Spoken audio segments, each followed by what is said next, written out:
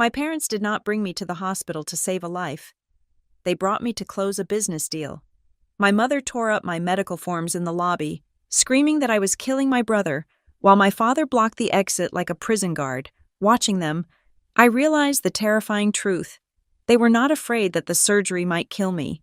They were only afraid that their secrets would not survive the operation. My name is Everly Fox, and for 26 years, I have been the villain in a story I did not write. If you had seen me walking through the automatic glass doors of the Kensington Transplant Institute that Tuesday morning, you might have thought I looked calm. You would have been wrong. I was not walking. I was being escorted.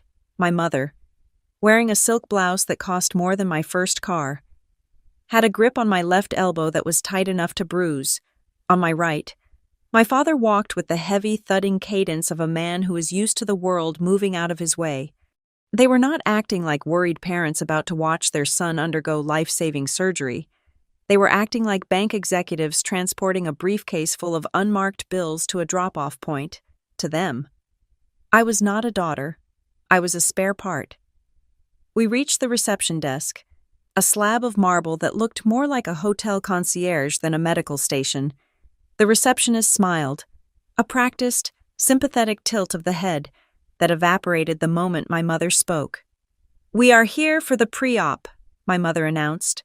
Her voice was too loud, pitching up into a register that was meant to attract attention.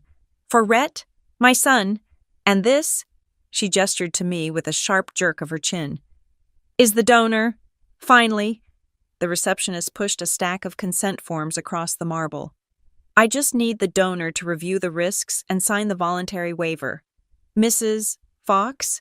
My mother did not hand me the pen. She snatched the clipboard. Her eyes, manic and rimmed with red that I knew was cosmetic rather than emotional, scanned the page. Then, in a movement so sudden it made the security guard by the elevator flinch, she ripped the top page in half. "She knows the risks," my mother screamed. The sound tore through the hushed lobby, bouncing off the polished floors. "She is killing him. My son is lying in a bed upstairs, turning yellow while she reads the fine print. She is stalling. She has been stalling since she was born." Heads turned. I felt the weight of a dozen pairs of eyes. Nurses, patients, other families, drilling into my back. They saw a hysterical, grieving mother. They saw a cold, unfeeling daughter. They saw exactly what my parents wanted them to see. I reached for the remaining papers, my hand trembling slightly. But my father stepped in. He did not scream. He never screamed. He simply moved his large frame between me and the exit, blocking out the morning light. He leaned down, his voice a low rumble that only I could hear. "You owe us this, Everly," he said. "We paid for the private schools. We paid for the apartment. We cleaned up your messes. You owe this family. You owe your brother." I wanted to laugh. I wanted to scream that I had paid for my own apartment since I was 19, that the messes were figments of their imagination, stories invented to keep me in debt to them, but I said nothing. I looked down at my phone. A text message had just come through. It was from Rhett. "Get inside and do your job. Not help me, not please, just do your job." Even from his deathbed, with his liver failing from years of consequences he refused to acknowledge. Rhett was the CEO of our family dynamic, and I was the disgruntled employee who could not quit. I looked up at the strangers in the waiting area. A woman in a gray cardigan shook her head at me in disgust. A man whispered something to his wife, pointing a judgmental finger in my direction. They had already convicted me. My parents had won the court of public opinion before the trial had even started. I was the selfish sister letting the golden boy die. "Is there a problem here?" The voice was sharp, cutting through my mother's sobbing performance. A man in a white coat stood by the double doors leading to the medical wing. He was tall, with graying temples and eyes that looked like they had seen every variety of human desperation. Dr. Sterling, the head of the transplant team. "No problem," my father said, smoothing his tie.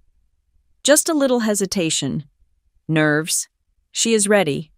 Doctor, Sterling looked at my father, then at my mother, and finally, his gaze landed on me. He did not look at me with disgust. He looked at me with calculation. Standard protocol requires a final psychological evaluation and consent review. Doctor, Sterling said. Alone. The donor must be interviewed without family members present. Federal law. She does not need to be alone, my mother snapped, dropping the shredded paper onto the floor. She is fragile. She gets confused. We need to be there to help her understand the medical terms. I understand English. Mother, I said. It was the first time I had spoken since we left the car. Doctor. Sterling stepped aside and held the door open. Protocol is not optional. Mrs. Fox, if you want this surgery to happen today, she comes with me. Now, alone. My father's jaw tightened. He looked at me, a silent threat burning in his eyes. Do not mess this up. That look said, or I will destroy you. I walked past him. I walked past my mother, who was now weeping into a tissue for the benefit of the audience. I followed Doctor. Sterling through the double doors, down a long, sterile corridor that smelled of antiseptic and money. We entered a small consultation room at the end of the hall. It was quiet here. The air conditioning hummed a low, steady note. Doctor.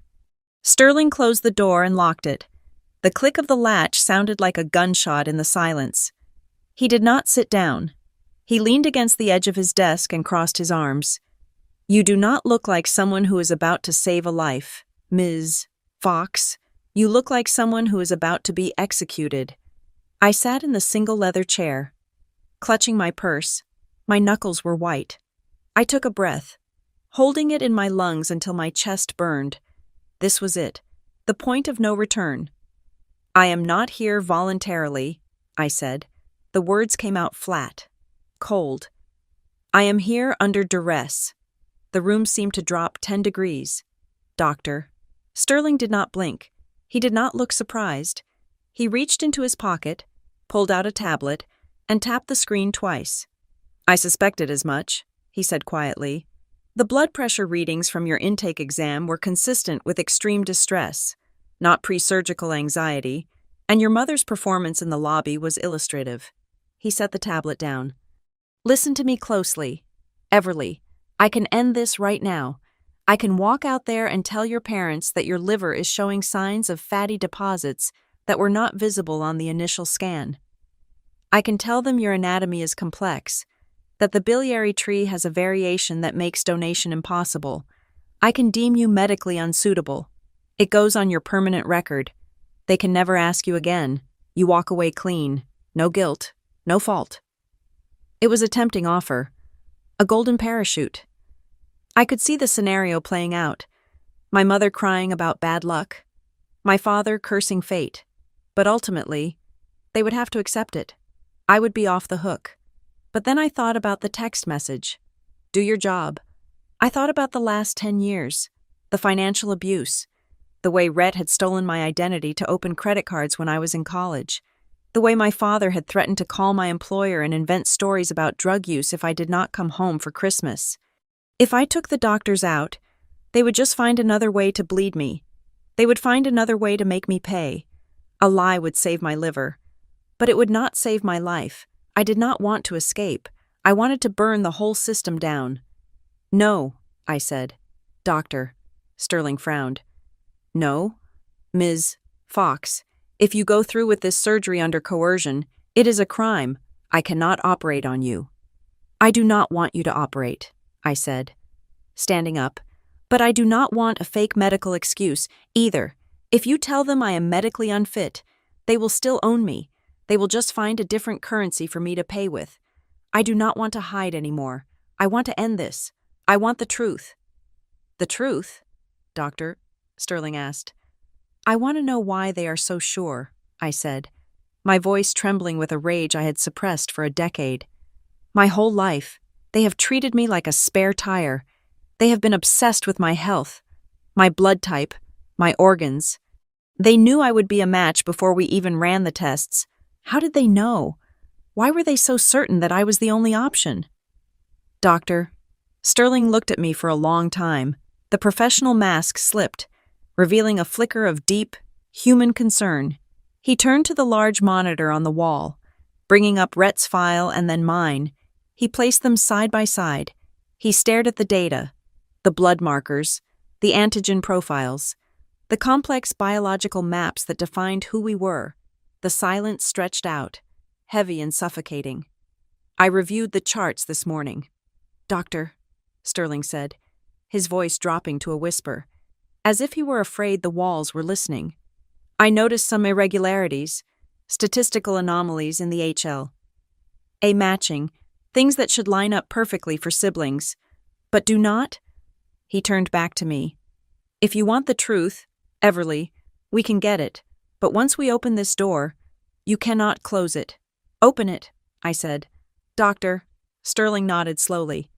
He reached for a new requisition form. "We need to run one more test," he said, his pen hovering over the paper. "We need to run a DNA test to understand why I was sitting in that consultation room, ready to burn my own family to the ground. You have to understand Rhett. People hear the word abuse and they picture bruises. They imagine a drunk father or a violent brother throwing punches in a dark hallway. That would have been easier to deal with. Bruises heal, bones knit back together. But Rhett? Rhett was a different kind of predator. He was a terrorist of the mundane. He did not break my arm. He broke my reality. It started when we were technically adults, though Rhett never really grew up. He just got more expensive. He was the golden boy, the heir apparent to a kingdom that was mostly smoke and mirrors, while I was the staff, when I was 22 and fresh out of college. He stole my identity to lease a luxury SUV because his own credit score was in the single digits. When the repo men showed up at my first apartment, dragging my reputation through the mud in front of my landlord, my parents did not apologize. They asked me why I was making such a scene. They asked me why I could not just cover the payments for a few months until Rhett got back on his feet. He never got back on his feet because he never had to stand. Rhett's violence was surgical. He knew exactly where to cut to make me bleed compliance.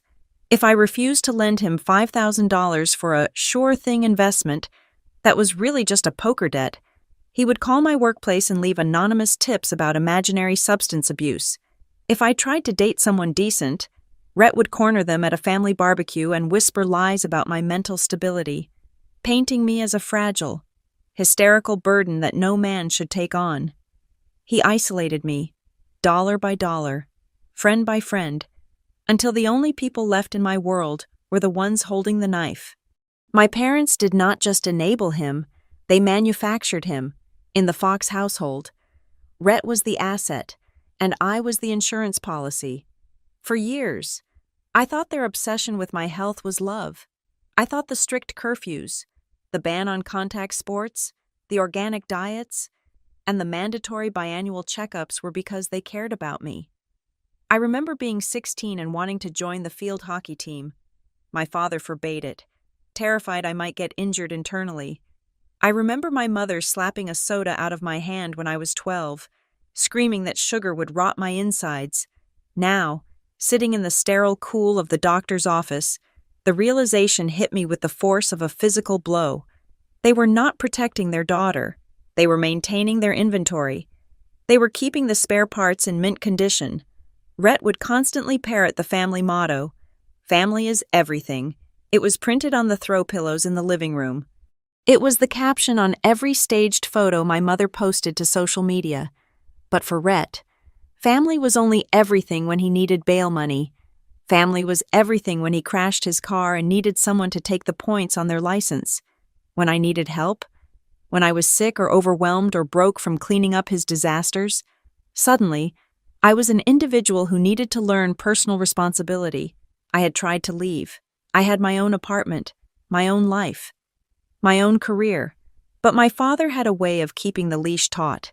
He was a man who traded in favors and fear. He knew the partners at my firm. He played golf with the landlords of the buildings I wanted to live in.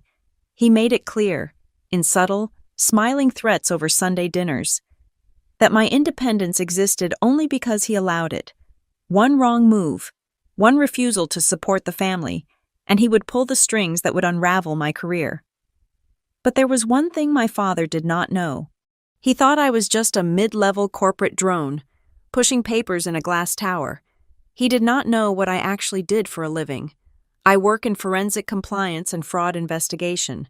My job is to look at a stack of perfect, clean paperwork and find the single dirty thread that unravels the whole sweater. I spend 50 hours a week hunting down executives who think they are smarter than the numbers. I smell panic in financial statements. I see the tremors in a CEO's hand when they are lying about quarterly earnings. I know the texture of a cover-up. And this whole situation? It stank of fraud. The math did not add up. The urgency did not fit the timeline. But the biggest red flag was their certainty, biologically speaking. Siblings have a 25% chance of being a perfect HLA match for an organ transplant. 25%. It is a coin flip. At best. Yet, from the moment Rhett got sick, there was no hesitation. There was no search for outside donors. There was no discussion of waiting lists. They just looked at me. They looked at me with the terrifying confidence of a rigged blackjack dealer.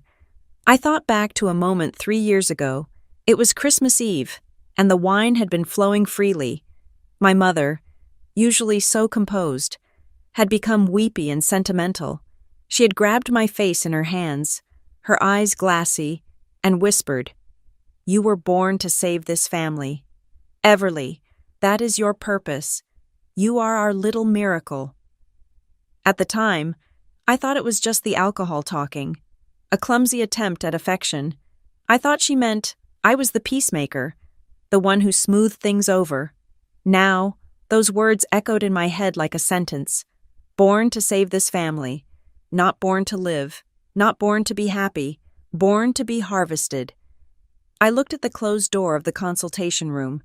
My parents were out there right now, pacing the hallway, probably calling their lawyers, probably shaping the story they'd use to tear me down if I walked out. They thought they were dealing with the scared little girl who just wanted her daddy to be proud of her. They thought they were dealing with the sister who would twist herself into knots to keep her brother comfortable. They were wrong. They were dealing with a senior investigator who had just spotted a discrepancy in the ledger. If they were right, and I was a match, then I was just a victim of bad luck and biology. But if I was not a match, if there was a reason I was not a match, then everything they had ever told me was a lie. I took a deep breath, smoothing the fabric of my skirt. A cold, hard resolve settled in my chest, replacing the fear. I was done being the daughter. I was done being the sister. Today, I was the auditor. If this was a scam, then the DNA test was the receipt. And I was going to make sure they paid every single cent of the bill. The glass doors of Archer and Vance have always been my sanctuary. When I swipe my badge at the turnstile, I am not Everly the disappointment or Everly the spare part. I am Everly Fox, Senior Associate of Forensic Investigations. I am the person companies call when their numbers stop making sense. I thought that because I was on the 42nd floor of a skyscraper in downtown Chicago, I was safe. I thought the security guards, the silent elevators, and the air of expensive professionalism would act as a force field against the chaos of my family. I was naive. It was 8:45 in the morning. I was carrying a coffee and mentally preparing for a deposition regarding an embezzling CFO. The lobby was busy with the morning rush. Men in tailored suits checking their watches, interns balancing trays of lattes, clients trying to look impressed by the architecture. And there, sitting on the velvet Chesterfield sofas in the center of the atrium, were my parents. They were not sitting patiently. They were staged. My mother was wearing black, a mourning outfit for a son who was not dead yet. She held a handkerchief to her face, her shoulders shaking with a theatrical rhythm that I recognized from 1,000 guilt trips before. My father stood behind her, his arms crossed, scanning the room like a general surveying a battlefield. I froze near the revolving doors. My first instinct was to run. My second was to hide. But before I could do either, my father locked eyes with me. He did not wave. He pointed. "There she is." The voice was a cannon blast in a library. The hum of the lobby died instantly. 50 people stopped walking. The receptionist stopped typing. My mother looked up, and upon seeing me, she let out a wail that sounded less like grief and more like an accusation. She stood up, knocking over a decorative vase on the coffee table. It didn't break, but the clatter was loud enough to make everyone flinch. "Everly!" she screamed, rushing toward me but stopping just short, creating a circle of empty space around us. "How can you be here? How can you come to work in your fancy clothes while your brother is dying alone?" I felt the blood drain from my face. I could feel the eyes of the managing partners, the junior analysts, and worst of all, the clients from the Sterling account, burning into me. This was not a family visit. This was a demolition. "Mom, stop," I hissed, stepping forward to try and keep her voice down. "We can talk outside. Please." "Outside?" My father stepped into the circle. He loomed over me, his face twisted into a mask of righteous indignation. "You want to hide your shame outside? You abandon your family. You leave Rhett to rot in that hospital bed because you are too selfish to give up a few weeks of this?" He gestured vaguely at the office building. "We raised you better than this. We gave you everything." "Sir, you need to lower your voice," a security guard said, stepping forward tentatively. My father turned on him with the ferocity of a cornered animal. "Do not touch me. I am a grieving father. My son is in liver failure because this woman," he pointed a shaking finger directly at my face, "refuses to do her duty. She is killing him." The accusation hung in the air, heavy and toxic. I saw a client whisper to his associate. I saw the look of horror on the receptionist's face, in their eyes. I was no longer the sharp investigator who found the missing millions. I was a monster. My parents did not want my liver. Not really. They wanted my submission. And they knew the one thing I valued more than their approval was my independence. They were burning it down to force me back into the ashes. "Is there a problem here?" The crowd parted. Elias Thorne, the managing partner of the firm. "Walk through?" Elias was a man who spoke in lowercase letters and billed in 7 figures. He was calm, terrifyingly smart, and he did not like scenes. He looked at my father, then at me. His expression was unreadable. "Mr. Thorne," I started, my voice shaking despite my best efforts to steady it. "I am so sorry. This is a personal matter. I tried to—" "It is not personal when it disrupts my lobby. Ms. Fox," Elias said. He turned to my father. "Sir, this is a private place of business. You are trespassing. I will ask you once to leave before I have security remove you." My father sneered. He did not fear authority. He only respected money, and he assumed he had enough of it to buy his way out of this. "We are leaving when my daughter comes with us," my father spat. "She needs to sign the papers. Unless you want to employ a woman who abandoned her own brother? Is that the kind of character Archer and Vance hires? I wonder what your clients would think if they knew she was a thief." The air left the room. "A thief?" Elias asked, his eyebrows raising a fraction of an inch. "Ask her about the university fund." My father lied, his eyes glinting with malice. "Ask her about the money that went missing from her sorority treasurer account. We paid to hush it up. But maybe we should stop protecting her." It was a lie, a glorious, twisted lie. Rhett had stolen that money. Rhett had forged my signature on the checks to pay his bookie. My parents had paid it back, yes, but they had forced me to take the blame to protect Rhett's transcript. They had held it over my head for 6 years, and now they were weaponizing it. I looked at Elias. He was watching me, waiting. I knew that in his line of work, the truth mattered less than the perception of risk. If I became a liability, I was gone. And if I lost this job, I lost my health insurance, my apartment, and my ability to fight them. My father smiled. It was a small, tight victory smile. He knew he had me. I needed time. I needed to get them out of this building before they destroyed everything I had built. "Fine," I said. My voice was dead. My mother stopped fake crying instantly. She looked at me, her eyes sharp and dry. "I will do the test," I said, loud enough for the lobby to hear. I will go to the clinic tonight. Just leave, please. You will sign the papers? My father pressed, not satisfied with a partial surrender. I will take the compatibility test, I corrected him. I will go through the process. Now get out. My father nodded, adjusting his cufflinks. He looked at Elias. She is a good girl. Sometimes she just needs a reminder of what matters. They turned and walked out the revolving doors, leaving a silence in their wake that was louder than the screaming had been.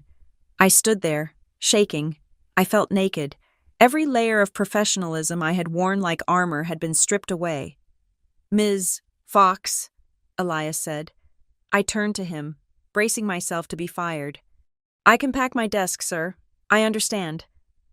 Elias looked at the door where my parents had exited, then back at me. Do not be ridiculous. I know a shakedown when I see one, and that was a professional shakedown. He stepped closer, lowering his voice. If you need legal counsel, the firm will provide it. We can have a cease and desist on them within the hour. Defamation suits are a specialty of ours.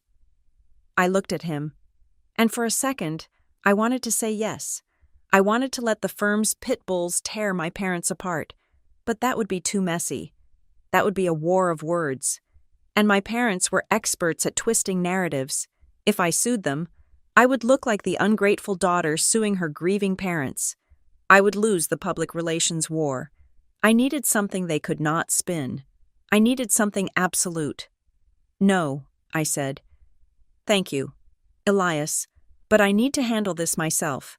I do not want them to settle. I want them to break. Very well, Elias said. Take the morning. Get yourself together. He walked toward the elevators. I did not go to my desk. I walked straight to the security station behind the reception desk. I need the footage, I said to the head guard, a man named Marcus, who I had brought coffee for every morning for 3 years. You know I cannot give you that.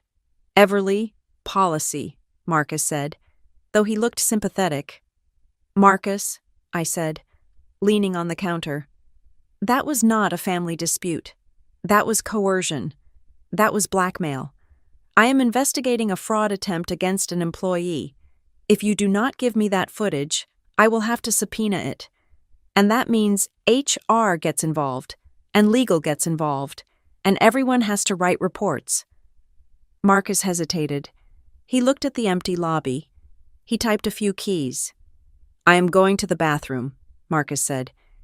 If a USB drive happens to be plugged into the console while I'm gone, I would not know about it. He walked away. I moved fast. I plugged in my drive. I ripped the last 20 minutes of video and audio from the lobby camera. I had my father on tape threatening my career. I had my mother admitting they were using social pressure to force a medical procedure. It was not just family drama anymore. In the eyes of the law, it was extortion.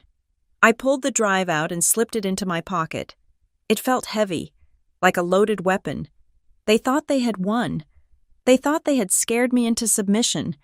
They did not realize that by coming here, by attacking me in the daylight, they had given me the one thing I needed most: evidence. I pulled out my phone. My hands were steady now. I opened the messaging app and found Dr. Sterling's number. I typed a single message. I agree to the compatibility testing. I will be there at 5. But I have a condition. I want the expanded panel. I want the DNA test included. I hit send. I was going to give them exactly what they asked for. I was going to be the perfect daughter. I was going to walk into that hospital, smile, and let them think they were in control.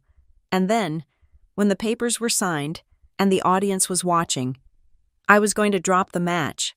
The room was windowless and smelled of lemon furniture polish and anxiety. It was the kind of room designed to deliver bad news softly. With plush chairs and a box of tissues on every surface, I sat across from Dr. Sterling and a woman named Miss Halloway, the hospital's head of bioethics. She had a recorder on the table between us, its small red light blinking like a warning beacon. State your name and your relationship to the patient, Miss Halloway said. Her voice was gentle, but her eyes were sharp. She was looking for cracks. Everly Fox, I said. Sister of the recipient. Rhett Fox. "And you are here to offer a living liver donation voluntarily?" she asked. This was the script. This was the moment where I was supposed to nod, tear up, and talk about the sanctity of family. "No," I said clearly. "Ms." Holloway stopped writing. Dr. Sterling leaned forward, his elbows on his knees. "I am here," I continued, keeping my voice steady, "because my parents staged a public scene at my workplace this morning and threatened to destroy my career with false allegations of theft and substance abuse if I did not come. I am here because financial and emotional extortion has been applied to me for the last 72 hours. I am not a volunteer. I am a hostage." The silence in the room was absolute. "Ms." Holloway looked at Dr. Sterling, then back at me. She reached for the recorder, perhaps to turn it off, but I placed my hand on the table. "Leave it on," I said. "I want this on the record." "Doctor," Sterling sighed, a heavy sound that seemed to carry the weight of 1,000 difficult conversations. "Everly, if you are under duress, we cannot proceed. That is the law. That is the oath. I can walk out there right now and tell your parents that you are medically unsuitable. We can find a physiological reason. Your bile ducts are too narrow. Your liver volume is insufficient. We can protect you." It was the same offer he had made before, but now it had the weight of the ethics board behind it. It was the easy way out. It was the escape hatch. "If you lie for me," I said, "you just give them a new weapon. If I am medically unsuitable, I become the daughter who was too weak to save her brother. They will use that guilt to control me for the rest of my life. They will say I failed them. They will demand I make up for it with money, with obedience, with my silence. I do not want an excuse. Doctor, I want a verdict." I pulled a notebook from my bag. It was my work notebook, the one I used for forensic accounting. I flipped it open to a fresh page where I had scribbled notes during the cab ride over. "I investigate fraud for a living," I told them. "And when I look at this situation, I see a pattern of data manipulation. First, there is the certainty. My parents were convinced I was a match before a single blood draw was performed. Statistically, the odds of a sibling match are 25%. Yet they bet the entire farm on it. They did not even look for a backup donor." I looked up at Dr. Sterling. "Second, there is the medical history. I have never seen my own birth certificate. I have never seen my immunization records from before I was 5 years old. My mother claims they were lost in a move. But my mother catalogs every receipt she has ever touched. She does not lose things. She hides them." "What are you asking for?" Ms. Holloway asked, her pen hovering over her notepad. "I am agreeing to the transplant protocol," I said, leaning back. "But I have conditions. I am requesting an expanded compatibility panel. I want you to run the high-resolution HLA typing, but I also want you to run a full genetic lineage test to assess for rare hereditary conditions that could cause graft-versus-host disease." It was a mouthful of medical jargon. "But doctor..." Sterling understood immediately. I saw the realization dawn in his eyes. I was not asking for a medical test. I was asking for a paternity test wrapped in a surgical consent form. "You want to confirm biological relation." "Doctor," Sterling said. It was not a question. "I want to know why my father is so willing to cut me open but treats my brother like a porcelain doll," I replied.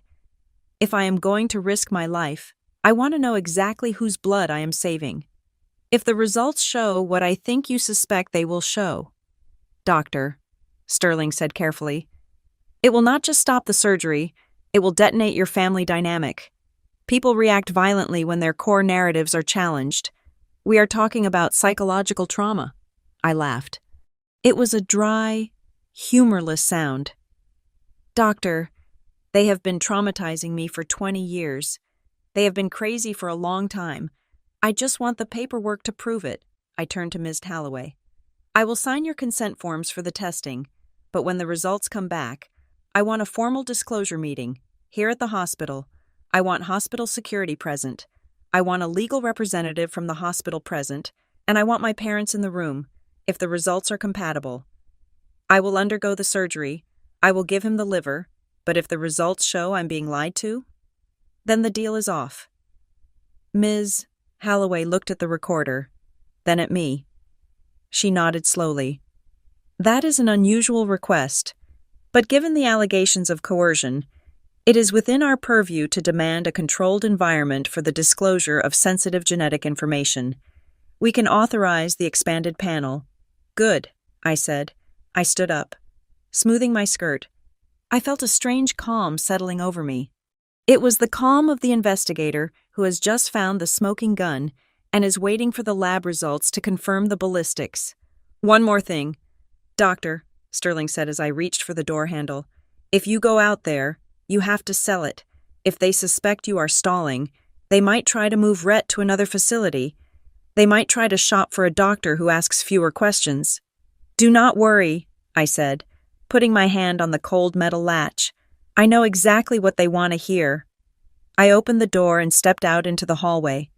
My parents were sitting on the waiting room chairs, looking like statues of impatience. My mother was scrolling through her phone, probably deleting negative comments on her latest sympathy post. My father was pacing. When they saw me, they pounced. Well, my father barked. Did you sign it? Are we scheduled? I put on the mask. I softened my shoulders. I looked down at the floor, projecting the image of the defeated, obedient daughter they had trained me to be. I signed, I said quietly. But doctor, Sterling says because of Rhett's specific condition, they need to run an advanced protocol. It is a new FDA requirement for high-risk transplants. They need to ensure the graft does not fail immediately. More tests? My mother hissed, standing up. We do not have time for more tests. It is for Rhett's safety, I said, looking her in the eye. If we do not do this, the liver might be rejected in 24 hours. Do you want him to go through the surgery for nothing? My father stopped pacing. The threat of failure, of wasted effort, caught his attention. How long? 48 hours, I lied. The labs would be back sooner. But I needed the buffer.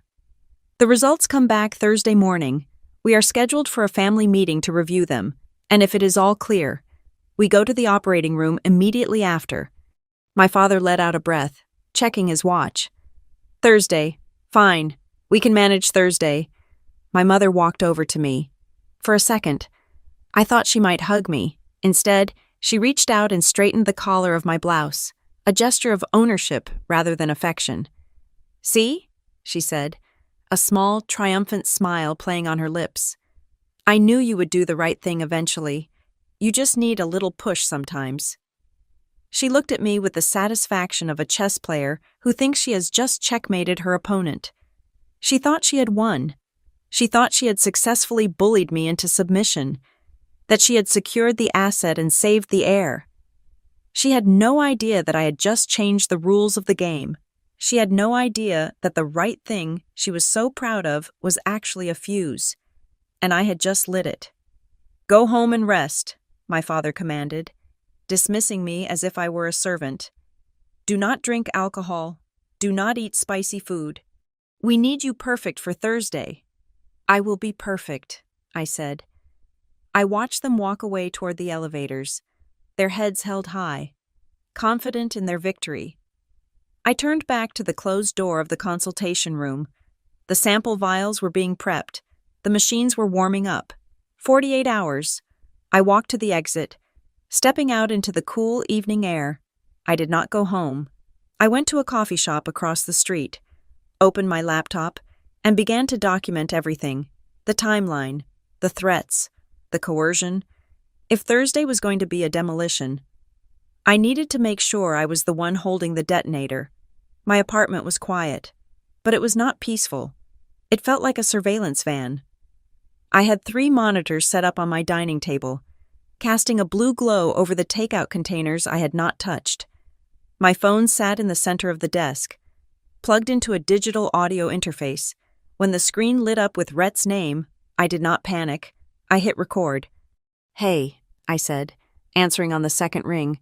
My voice was steady, practiced. Rhett's face filled the screen. He looked terrible. His skin had the dull parchment texture of advanced liver failure, and his eyes were sunk deep into dark sockets. But even dying, he managed to look bored. He was picking at a hangnail, barely looking at the camera. "Took you long enough," he rasped. "Where are you? Mom said you went home." "I needed to sleep." "Rhett," I said. "The doctor said I need to be rested for the procedure." "Yeah, well, hurry up," he said, shifting uncomfortably against the pillows. "This place smells like bleach and old people. I want to get this over with so I can get back to the loft. I have people waiting on me." I watched the audio waveforms on my second monitor. The green bars jumped with every word he spoke.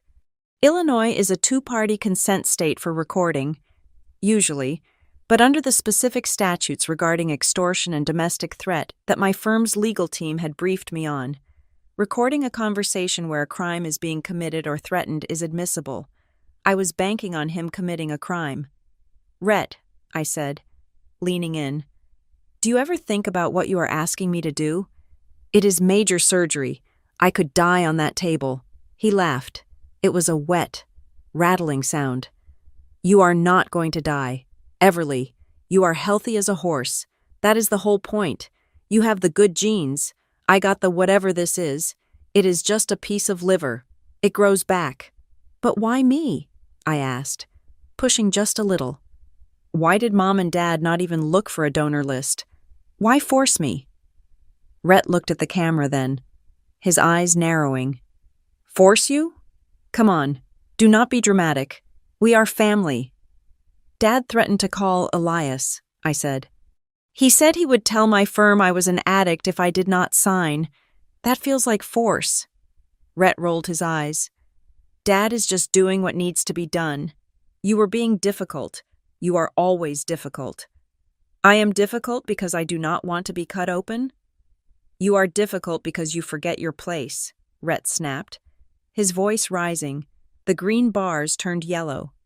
"Look, Everly, let us be real. I am the one who is going to run the company. I am the one who carries the name. You were born to handle the details. You were born to fix the messes I make. That is just how it works. That is the deal." I felt a cold shiver go down my spine. There it was, the confession. You were born to fix the messes. He did not see me as a sister. He saw me as a janitor for his life. "So if I do not sign," I asked quietly, "if I walk away right now?" "Then Dad destroys you," Rhett said simply, as if discussing the weather. "He will tank your credit. He will call your boss. He will make sure you never work in this town again. So just stop whining and show up on Thursday.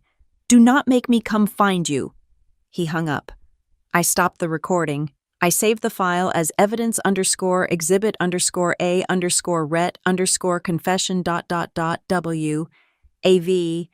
I backed it up to 3 different cloud servers. My hands were not shaking anymore. The sadness was gone, replaced by the icy clarity of the hunt. 2 hours later, at 1 a.m, my third monitor pinged. It was a darker alert. My personal credit monitoring service, which I had set to the highest sensitivity level, flashed red. New inquiry. Medical financing partners. Loan amount. $150,000. I sat up straight. Someone was trying to take out a massive unsecured personal loan in my name. I clicked through to the details. The application had been submitted 4 minutes ago. The IP address originated from the hospital's guest Wi-Fi network. I did not block it immediately. That is what a victim does. An investigator lets the thief walk into the trap. I opened my terminal and ran a trace on the device fingerprint. It was an iPhone 15, running the latest iOS. The device name was Daddy's phone. They were desperate. They must have realized that their liquidity was drying up. My father, the great businessman, was broke. He needed cash to pay the deposit for the surgery suite, or perhaps to pay off debts he had been hiding. And since he viewed me as property, he viewed my credit score as his asset to liquidate. I logged into the bank portal where the application was pending. I could see the information they had entered, my social security number, my old address. They had forged my income, inflating it to make the loan look more attractive. I took screenshots of every field. I captured the metadata showing the time of entry. I downloaded the digital signature they had faked, a clumsy scrawl that looked nothing like mine. Then, I initiated the honeypot protocol. I created a dummy approval notification that would display on their screen if they refreshed the page, but in the background, I flagged the transaction as fraudulent with the credit bureau and the lender's fraud department. The system would let them think they were processing, keeping them on the hook, while logging every keystroke they made. 20 minutes later, the loan was denied by the bank's automated fraud filter. My phone began to buzz. Dad calling. I let it ring. Dad calling. I stared at the screen. The room was dark, lit only by the strobe light of the incoming call. Dad calling. He left a voicemail, then another, then a text message. Pick up the phone, Everly. There is an issue with the insurance copay. We need to verify your details. A lie. 10 minutes later, the tone shifted. You ungrateful little brat. I know you blocked the transaction. You are trying to kill him. You are trying to bankrupt us. Answer me. I did not answer. I simply forwarded the voicemails to my transcription service, generating a text log of the harassment. The timestamp showed the escalation from manipulation to rage took exactly 14 minutes. At 3 a.m, my email chimed. It was Elias Thorne, my boss. Everly, legal says we have enough for an emergency restraining order. We can have the police serve them at the hospital by dawn. Say the word. I stared at the cursor blinking on my screen. A restraining order would stop them physically, but it would not stop the narrative. It would not stop them from telling the world I was the villain. If I stopped now, it was just a legal battle. I needed a total victory. I needed the truth to be so undeniable that it shattered their reality. I typed back, not yet. Hold the paperwork. I need them in that room on Thursday. I need them to hear it. If we serve them now, they will run. Let them think they still have a chance. I closed the laptop. The sun was starting to crest over the Chicago skyline, painting the city in shades of bruised purple and gray. I had not slept in 24 hours, but I was wide awake. I had the recordings. I had the fraud logs. I had the threats. I was building a prison for them, brick by digital brick. At 6:45, a notification slid onto the top right of my main screen. It was from the Kensington Transplant Institute. The subject line was red. Urgent. Donor compatibility. Genetic panel results available. Mandatory case conference scheduled. I opened the email. The body text was short and formal. Dear Ms. Fox, the results of the expanded panel are conclusive. Due to the sensitive nature of the findings, Dr. Sterling has invoked the critical disclosure protocol. A mandatory meeting with all immediate family members and legal representatives is scheduled for 900 hours tomorrow. Security has been notified. I leaned back in my chair. The trap was sprung. The DNA had spoken. I stood up and walked to the window, looking down at the tiny cars moving through the streets below. My father was down there somewhere, probably frantic, probably terrifying some poor nurse, thinking he could still bully his way out of this.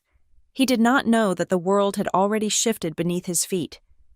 I went to the closet and pulled out my suit, not the gray one I wore to blend in, the navy blue one, the one with the sharp lines, the one I wore when I was closing a case. I was ready to go to the hospital. I was ready to end it. The pounding on my door started at 7:15 in the morning. It was not a knock. It was a physical assault on the wood. I was standing in my kitchen, holding a cup of black coffee that had gone cold, watching the monitor of my security system.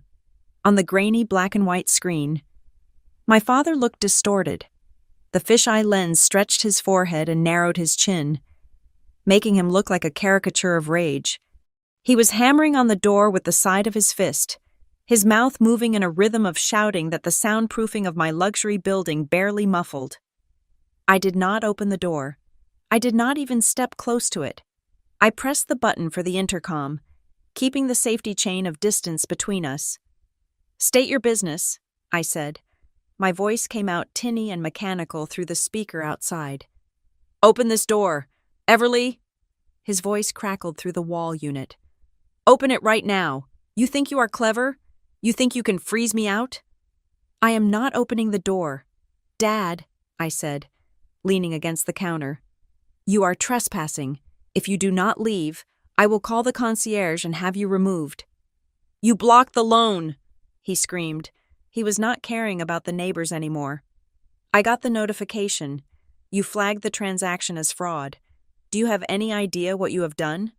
I stopped an identity theft, I corrected him. Someone tried to take out $150,000 in my name. That is a felony. It was for the deposit. He kicked the door. The thud vibrated through the floorboards. The hospital needs the wire transfer by noon to hold the surgical suite. We need that money to secure the team. I frowned. My father was a man who prided himself on liquidity. He drove cars that cost more than my college education. He wore watches worth a down payment on a house. Why was he trying to leverage my credit score for a deposit he should have been able to pay with a pocket change? Use your own money, I said. You have the corporate accounts. You have the trust. We cannot touch the corporate accounts, he yelled. And then, perhaps realizing he was shouting in a hallway, his voice dropped to a desperate, harsh whisper that the microphone picked up perfectly. The auditors are in. The IRS freezes everything if we move more than $10,000 right now. We are illiquid until the first of the month. We just need to bridge the gap. I froze. The auditors. It made sense. The desperation. The corners being cut. They were cash poor. They were living on a mountain of debt and frozen assets, and Rhett's illness was an expense they had not calculated. But there was something else.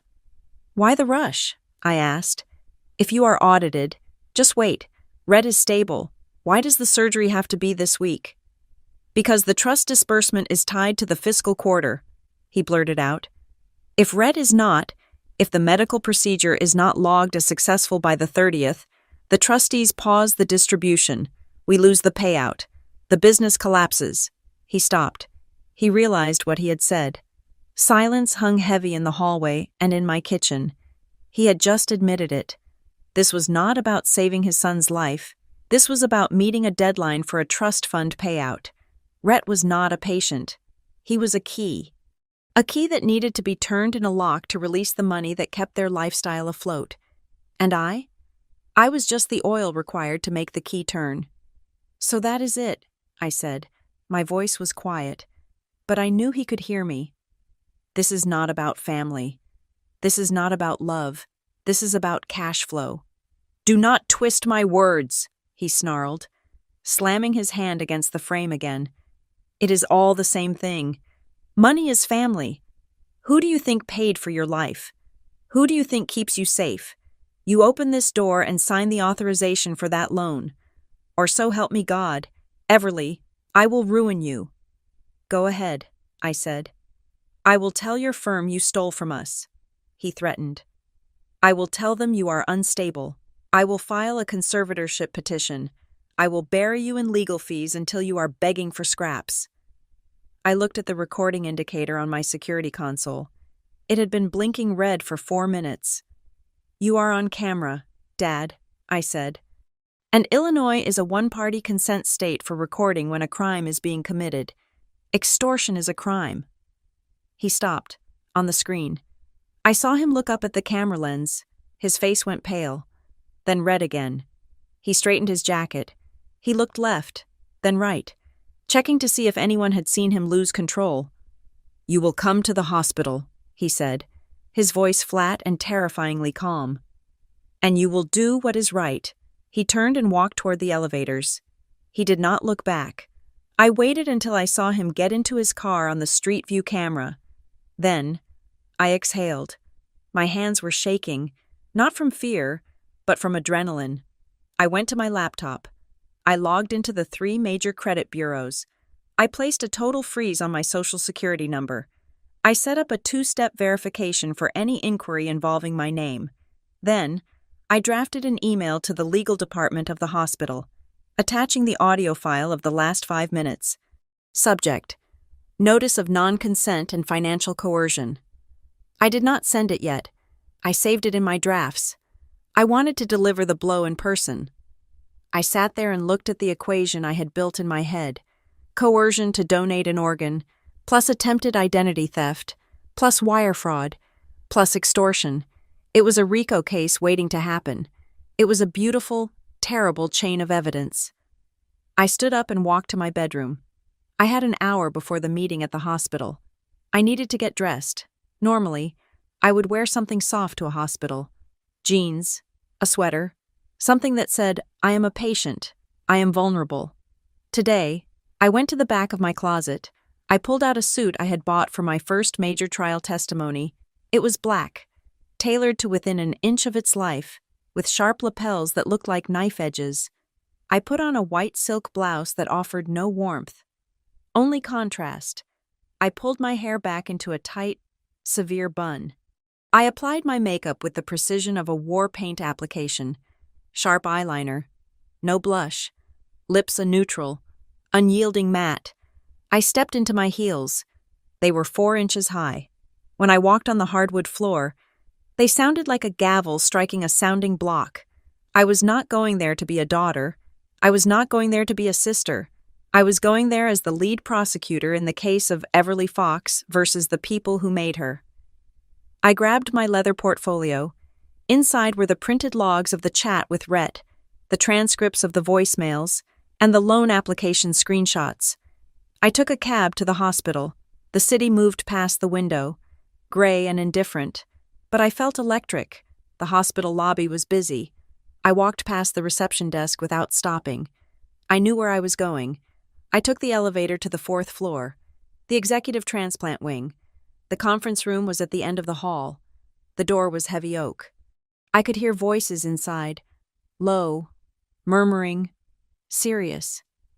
I paused for a second. I touched the handle. This was the moment. Once I walked in, there was no going back. The family would be over. The illusion would be dead.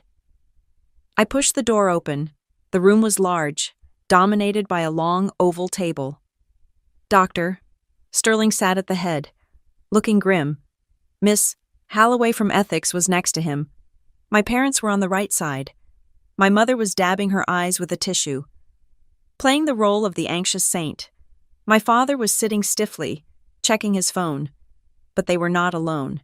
Sitting next to my father was a man I recognized instantly. Mr. Garrison, the family attorney, the man who had drawn up the non-disclosure agreements when Rhett crashed his car into a storefront 3 years ago. The man who handled the trust. They had brought a lawyer. They thought this was a negotiation. They thought they were here to sign a contract, to strong-arm the hospital, to finalize the purchase of my body parts. Mr. Garrison looked up and smiled. A shark-like baring of teeth. "Ah, Everly, good of you to join us. We were just discussing the liability waivers." I did not smile back. I walked to the empty chair on the opposite side of the table, facing them. I placed my portfolio on the table. It landed with a heavy, final thud. "This is not a negotiation, Mr. Garrison," I said. I looked at Dr. Sterling. "Read the results." My father did not wait for the door to fully close behind me before he slid a thick document across the mahogany table. It stopped inches from my hand. "Sign it," he said. His voice was tight. The vocal cords strained from the shouting match in my hallway an hour earlier. "This is the updated liability waiver and the final consent for the organ harvest. Mr. Garrison has already reviewed it. It protects you from any post-surgical complications financially. We are being generous, Everly. Just sign it so we can hand it to the doctor when he walks in and get the schedule locked." I looked down at the paper. Voluntary living donor consent. The words seemed to swim on the page. Mr. Garrison, the family lawyer, uncapped a fountain pen, a Mont Blanc that probably cost $2,000, and held it out to me. "It is standard procedure, Everly. We just want to make sure the trust release forms are concurrent with the medical procedure. It speeds up the liquidity event your father mentioned." He knew. The lawyer knew about the money. They were all in on it. I did not take the pen. I did not pick up the paper. I sat down, folded my hands over the portfolio I had brought, and looked my father in the eye. "No," I said. My mother let out a sharp, incredulous huff. "Everly, Stop the drama. We are already late. I am not signing anything until I hear the results from Doctor. Sterling, I said. That was the deal. I take the test. We hear the results. Then we decide. We know the results, my father snapped, slamming his hand on the table, making the water pitcher rattle. You are his sister. You are a match. We ensured the best care. Stop stalling. Before he could escalate further, the door opened again. This time, it was not just Dr. Sterling. He walked in first, his face unreadable. Behind him came Ms. Halloway from Ethics, and behind her came two uniformed security officers who took up positions on either side of the door. The atmosphere in the room shifted instantly. The air, which had been thick with the smell of my father's expensive cologne and arrogance, suddenly went cold. My father looked at the security guards, and for the first time, I saw his confidence flicker. He was a man who believed money could buy his way out of any room, but he knew he could not buy a badge. What is this? My father demanded, standing up. Doctor. Sterling, why is there security? Is there a threat? Please sit down, Mr. Fox. Doctor, Sterling said. He did not ask. He ordered. He walked to the head of the table and placed a single file folder on the polished wood. My father sat. Slowly. My mother gripped her purse until her knuckles were white. Mr. Garrison capped his pen, his eyes darting between the doctor and the guards. We have the results of the expanded compatibility panel. Doctor, Sterling began. His voice was clinical, stripped of any bedside manner. And based on the findings, I am formally canceling the transplant procedure. Canceling? My mother shrieked. You cannot cancel. We have a deposit. We have a schedule. If he does not get that liver, he dies. He will not get the liver from Ms. Fox. Doctor, Sterling said, looking directly at me, because she is not a match. In fact, her histocompatibility score with Rhett is 0%. If we put her organ in his body, he would be dead within 12 hours from hyperacute rejection. That is impossible, my father said, his face reddening. They are siblings, full siblings. We did the genetics workups years ago. I paid for them. We ran a new test, Doctor, Sterling said, because Ms. Fox raised credible allegations of coercion. The ethics board authorized a full forensic DNA analysis to determine familial lineage and biological risk factors. He opened the folder. He pulled out 2 sheets of paper containing colorful charts that looked like barcodes. The reason the compatibility is 0, Doctor, Sterling said, is because Everly and Rhett do not share any genetic material. They are not siblings. The silence that followed was louder than a gunshot. My mother stopped breathing. My father's mouth opened, but no sound came out. Explain. Mr. Garrison said, his voice dropping to a whisper. Doctor, Sterling slid the first paper toward my mother. This is Everly's profile compared to yours. Mrs. Fox, it shows 0 maternal markers. You are not Everly's biological mother. The genetic data suggests a gestational carrier scenario or a switched embryo during an IVF procedure. She shares 50% of her DNA with Mr. Fox, but none with you. My mother stared at the paper as if it were a poisonous snake. She looked at me, horror dawning in her eyes. The daughter she had bullied, the daughter she had treated as a spare part, was not even hers. I was my father's daughter, a reminder of a biological truth she had no part in. And this, Doctor, Sterling said, sliding the second paper toward my father, is Rhett's profile. He paused. He looked at my father with a mixture of pity and professional detachment. Rhett shares 50% of his DNA with Mrs. Fox, but he shares 0% with you. Mr. Fox, Rhett is not your biological son. The room seemed to tilt. I gripped the edge of the table to steady myself. 2 secrets. 2 lies. My father had been tormenting me, his own flesh and blood, to save a son who was the product of another man's genes. My mother had been sacrificing me, a girl she had no biological claim to to save the secret of her infidelity. We were not a family. We were three strangers held together by a mortgage and a mutual agreement to lie. My father turned to my mother. The look on his face was not anger. It was total, devastating comprehension. He looked at the heir he had groomed, the boy he had protected, the boy he had been willing to sacrifice me for, and realized he had been protecting a cuckoo in the nest. "You knew," my father whispered to my mother. "You knew he was not mine." My mother did not answer. She was shaking, her eyes fixed on the table. Then, the sound of a briefcase snapping shut broke the trance. We all turned to look at Mr. Garrison. The lawyer was packing his things with frantic speed. His face was gray. "The trust," Garrison muttered, more to himself than to us. "The grandfather clause. The trust fund stipulates that the primary beneficiary must be of the direct patrilineal bloodline, if Rhett is not your son." He looked at my father, panic rising in his voice. "If Rhett is not your blood, then every distribution we have made for the last 10 years is fraud. The trustees will sue for restitution. The entire estate is gone. It triggers the clawback provision immediately." My father collapsed back into his chair. He looked small. The titan of industry, the man who controlled everything, had just lost his heir, his fortune, and his marriage in the span of 30 seconds. And I sat there, the spare part, the only person in the room who actually belonged to him by blood. And I felt nothing but a cold, hollow victory. "So," I said, my voice cutting through the devastation, "I guess I am not the one who owes this family a debt." My father looked at me. His eyes were wide, pleading, as if he suddenly realized I was the only life raft left in the ocean he was drowning in. He opened his mouth to speak. Perhaps to claim me, perhaps to ask for help. "Doctor," Sterling cut him off.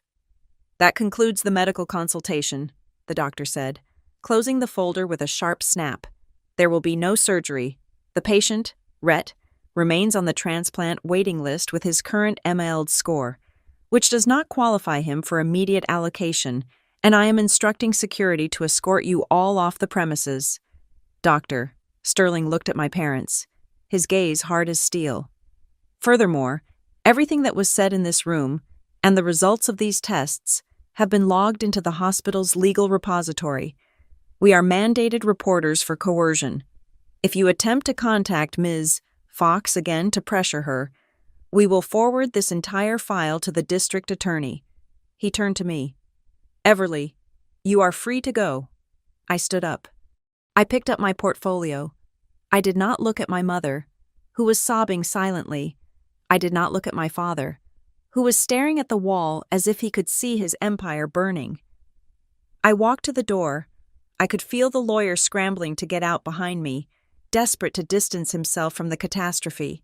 I walked out into the hallway, leaving the ruins of the Fox dynasty behind me in a soundproof room.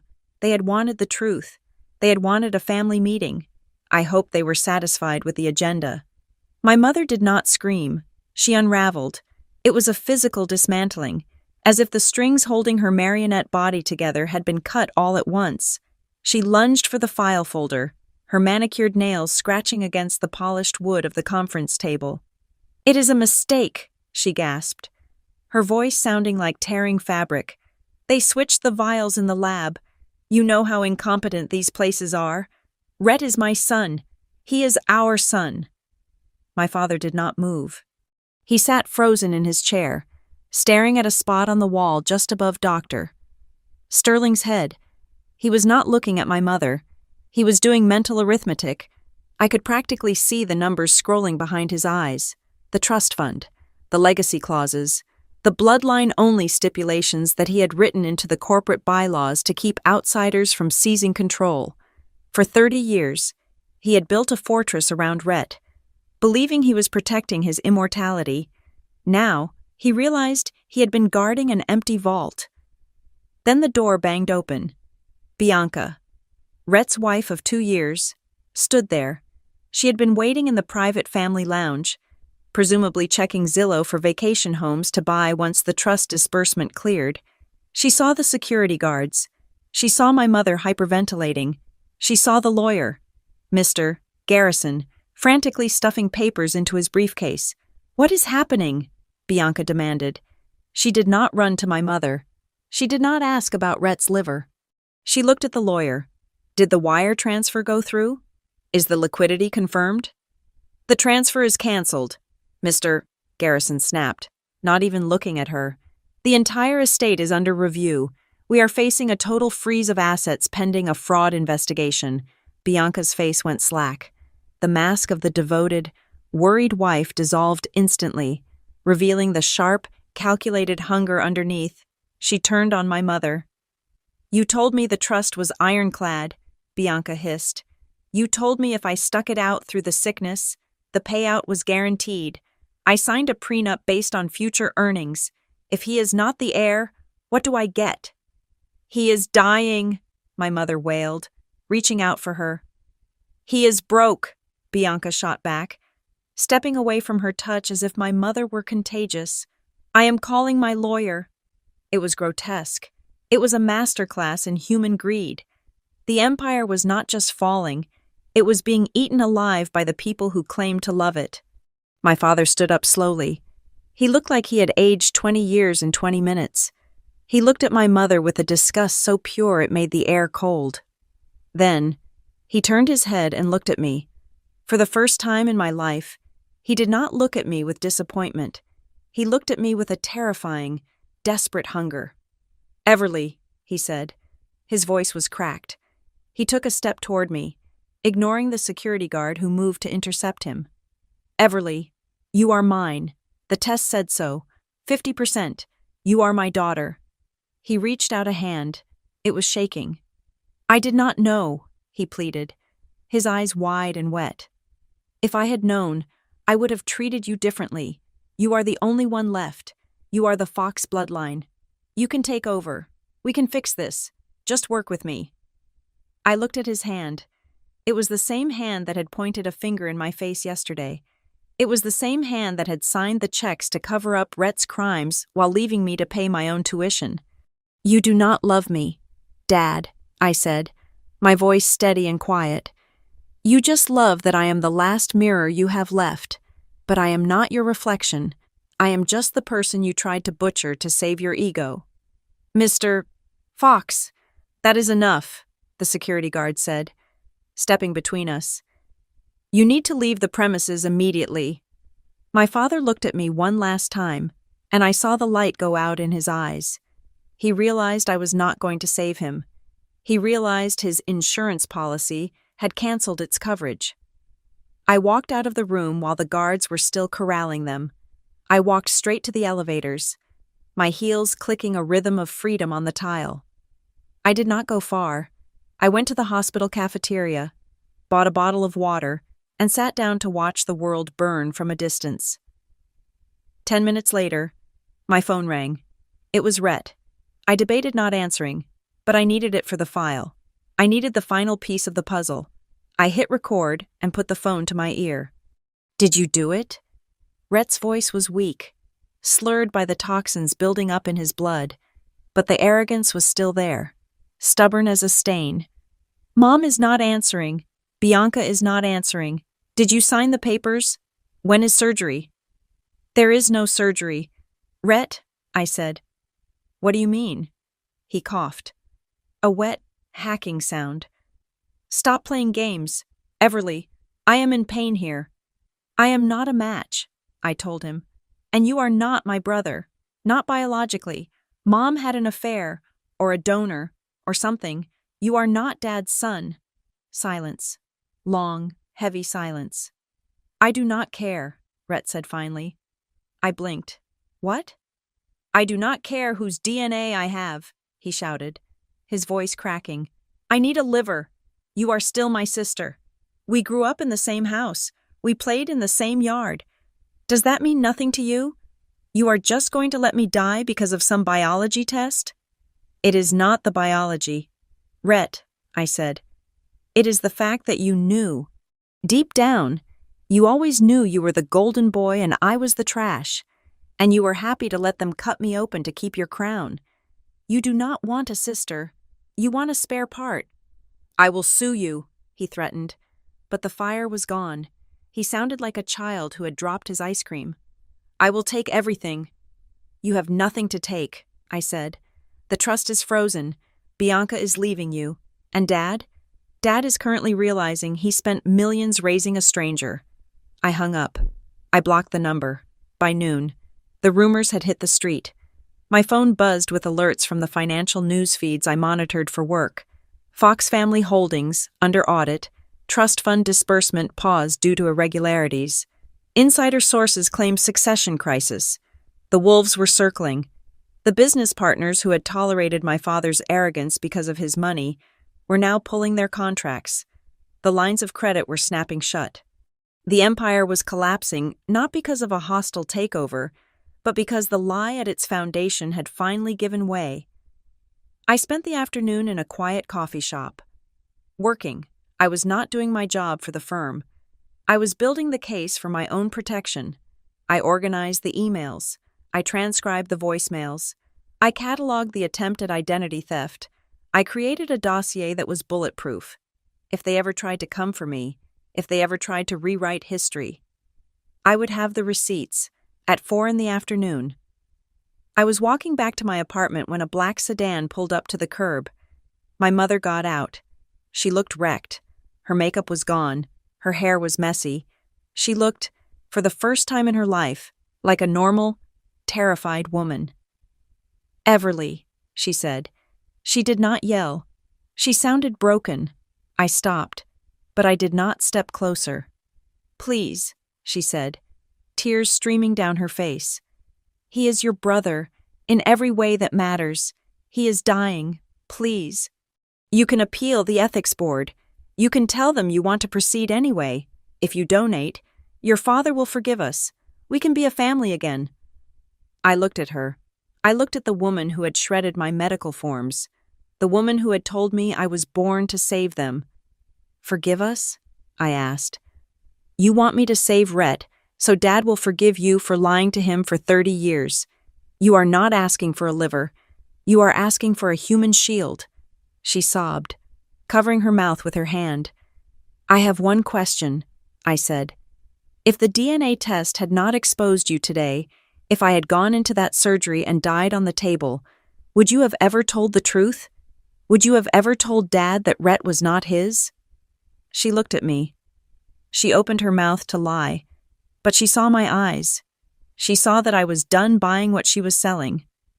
She looked down at the pavement and shook her head. "No," she whispered. "Goodbye, Mother." I said. I walked past her. I walked into my building. I told the doorman I was not accepting visitors. I went upstairs to my apartment. It was quiet. It was empty. It was mine. I sat down on my couch and exhaled. A long, shuddering breath that felt like letting go of a 20-year wait. It was over. The ties were cut. My phone pinged, a soft, cheerful chime. It was not a text from my family. It was a notification from the genealogy app I had synced my results to earlier that day. "Just out of curiosity, you have a new DNA match." I frowned. I picked up the phone. I tapped the notification. A profile popped up. A woman. She looked nothing like my mother. She had my chin. She had my eyes. There was a message attached, sent 3 minutes ago. "Hi, my name is Julianne. I saw your results come in today. I have been looking for you for 26 years. I think there was a mistake at the fertility clinic.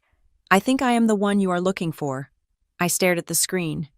The world around me was silent, but inside my head, a new door was opening. I was not an only child. I was not a spare part. I was someone else entirely. The difference between revenge and justice is often just a matter of paperwork. My parents had spent my entire life teaching me that power came from volume, from who could scream the loudest or who could throw the most expensive vase against the wall. They were wrong. Real power is silent. Real power is a 12-page affidavit attached to a digital submission form, sent to the correct regulatory body at 9 o'clock on a Tuesday morning.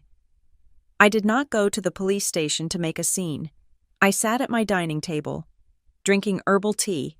and uploaded the files I had curated with the precision of a surgeon. First was the petition for a permanent restraining order. I did not frame it as a family dispute. I framed it as a case of corporate harassment and stalking. I attached the security footage from the lobby of Archer and Vance. I included the transcripts of the voicemails where my father threatened to destroy my professional reputation. I added the sworn statement from the hospital security chief detailing the incident in the conference room. It was not a sob story. It was a timeline of escalation that no judge could ignore.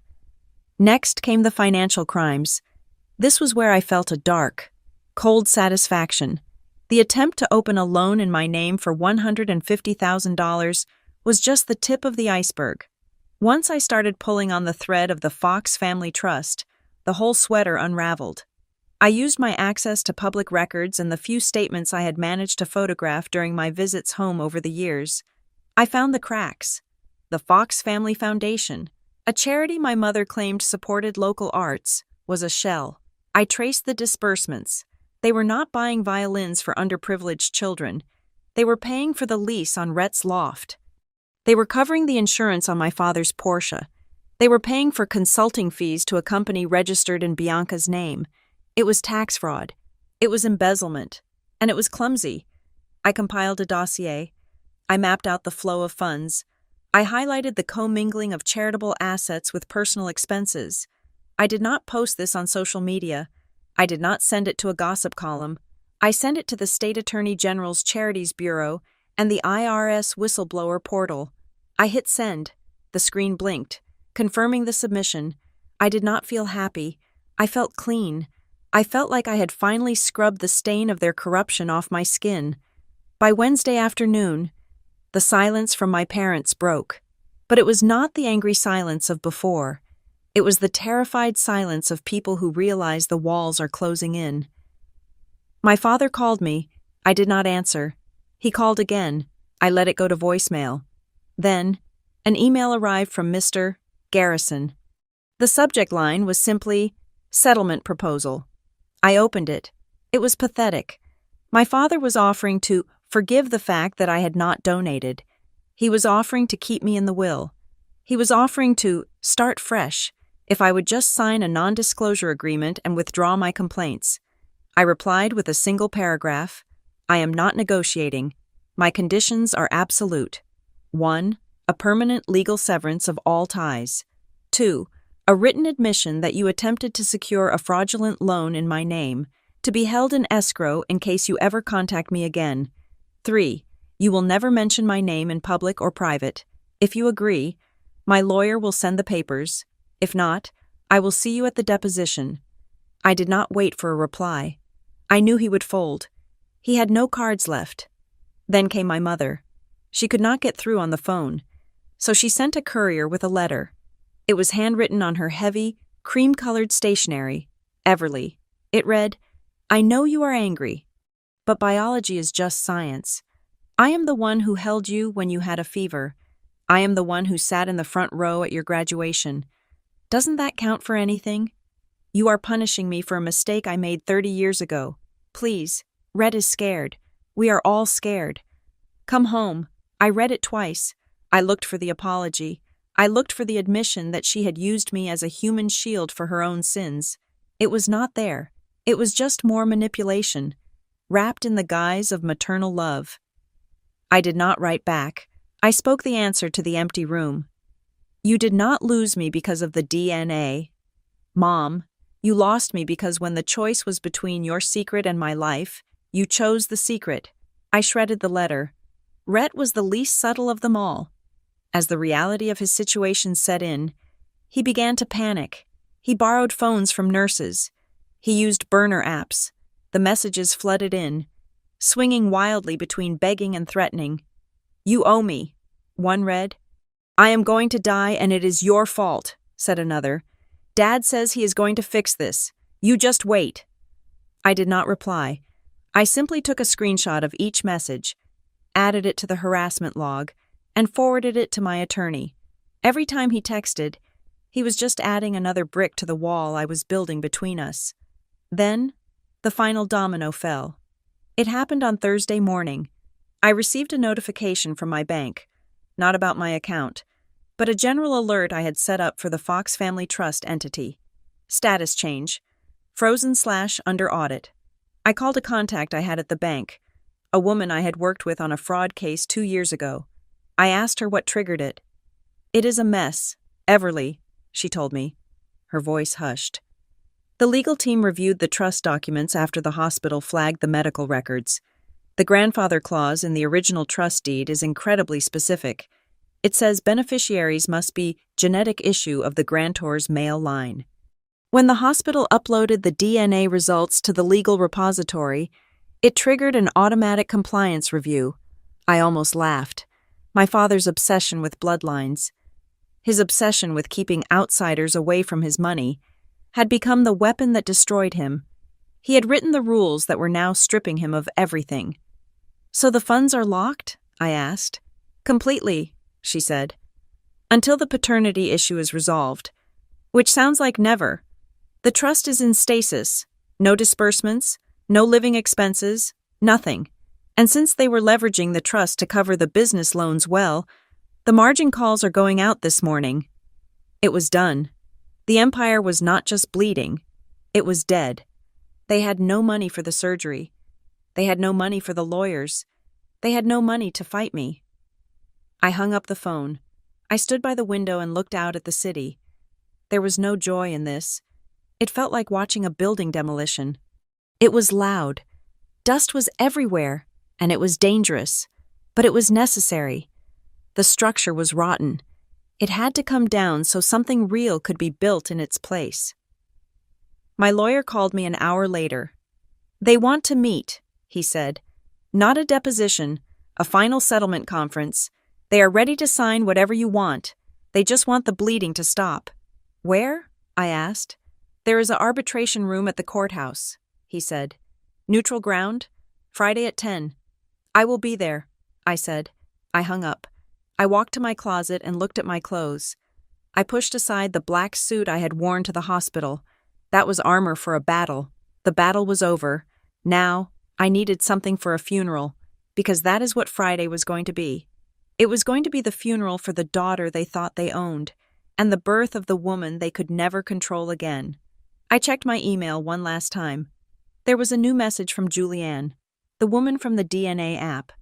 I found a photo. She wrote, "Of our biological father. I think you should see it." I hesitated. I was not sure if I was ready to replace one ghost with another. But then I realized that for the first time in my life, I had a choice. I could look, or I could not look. No one was forcing me. No one was holding a debt over my head. I closed the laptop. I would look at the photo later. Right now, I had to prepare for the end. I had to prepare to walk into a room and look my father in the eye and tell him that his currency was no longer valid here. I was ready for the final stamp. The arbitration room at the courthouse was not dramatic. It was beige, windowless, and smelled faintly of stale coffee and floor wax. This was where the Fox Empire finally ended, not with a bang, but with the quiet scratching of pens on paper. My parents sat on one side of the long table. They looked smaller than I had ever seen them. My father was wearing a suit that looked like he had slept in it. His tie loosened, the confident set of his jaw replaced by a slack, bewildered exhaustion. My mother was pale, her hands clasping and unclasping in her lap. Between them sat Mr. Garrison, their lawyer, who looked like he would rather be anywhere else on earth. On my side of the table, there was just me and my attorney, a sharp woman named Sarah, who specialized in corporate fraud and family law. She did not need to raise her voice.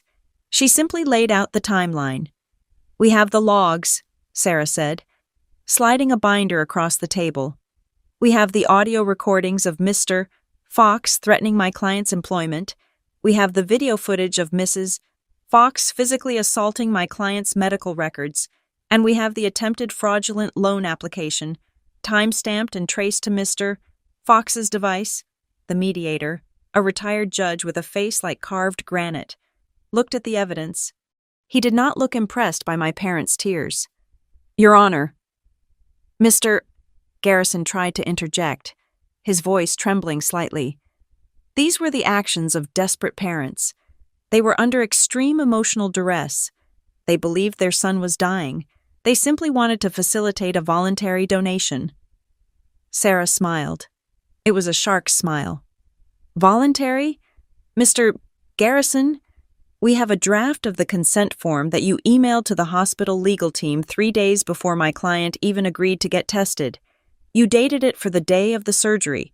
Assuming her signature was a formality, you prepared a legal document for a medical procedure that had not even been medically cleared yet. That is not preparation. That is premeditation. Mr. Garrison froze. He looked at the document in Sarah's hand. He realized the mistake. He had tried to be efficient, to have the paperwork ready for the trust fund disbursement, and in doing so, he had proven that my consent was never a factor in their plan. They had sold my liver before they even asked for it. Mr. Garrison stammered. We assumed given the family connection. That assumption, the mediator cut in, his voice dry and final, is exactly why I am granting the permanent protective order. The gavel did not bang, but the words hit just as hard. Mr. and Mrs. Fox are hereby enjoined from contacting Everly Fox by any means. The mediator ruled. No phone calls, no emails, no third-party contact. Any violation will result in immediate arrest. My father looked at me then. The anger was gone. The arrogance was gone. There was just a vast, empty confusion. He was a man who had spent his life believing he could write the narrative of his world, and he could not understand why the ink had run dry. But the business, he whispered. Everly. Without the trust release, the partners are pulling out. The bank is calling the loans. We will lose the house. We will lose everything. I looked at him. I felt a strange sensation in my chest. It was not pity. It was distance. It felt like looking at a stranger through a telescope. You are not losing it because of me, I said calmly. You are losing it because you built it on a lie. You bet your fortune on a bloodline that did not exist. The financial fallout was already happening. My phone had been buzzing all morning with news alerts. The audit had spooked the investors. The Fox family brand, once synonymous with stability, was now toxic. They would be tied up in litigation with the trustees for years. They would be lucky to keep their pensions, let alone the mansion. And Rhett? The hospital had made their ruling an hour ago, because of the attempted fraud and the coercion. Rhett had been removed from the priority list. He was not banned from receiving a transplant, but he was stripped of his VIP status. He was placed on the general wait list, subject to the same strict MELD score requirements as everyone else. He would have to stop drinking. He would have to attend therapy. He would have to wait his turn. For the first time in his life, Rhett Fox was just a number in a system he could not bribe. This is cruel, my mother wept, dabbing her eyes. After all we did for you, we raised you, we fed you. Is this how you repay us? By destroying us? I stood up. I picked up my portfolio. I looked at the two people who had shaped me, not with love, but with expectations. You call it sacrifice, I said, my voice clear in the quiet room. I call it coercion. You did not want a daughter.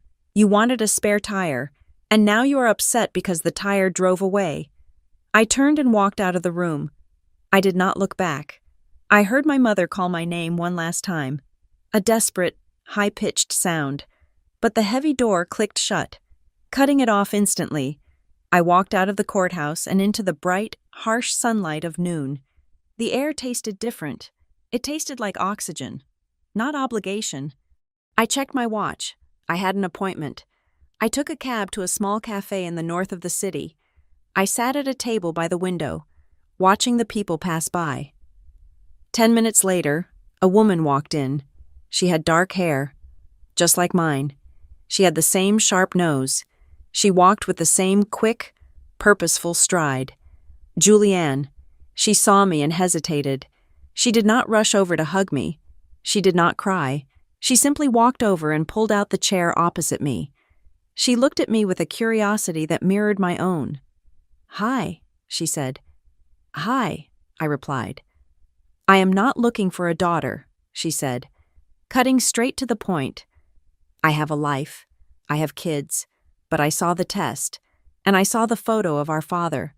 And I thought you deserved to know. I am not looking for a mother," I said, and I meant it. "I just want to know where I come from. I want to know who I am when I'm not being defined by what I can give to someone else." She smiled. It was a small, genuine smile. "Well, for starters, you look exactly like your grandmother.